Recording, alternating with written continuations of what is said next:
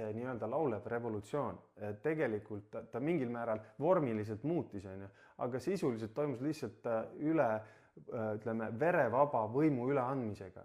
Et kogu see eelmine kommunistide, juudi kommunistide ja bolševike nii-öelda jõud on jätkuvalt Eesti riigis valitsevad ja mitte ainult Eesti riigis. Ootad, juutide kontrollitud politsei tuli, hakkas teil kodu läbi otsima. Aga mis küsimus oli selles, et miks nad pidid niimoodi vägivaldselt sellele reageerima?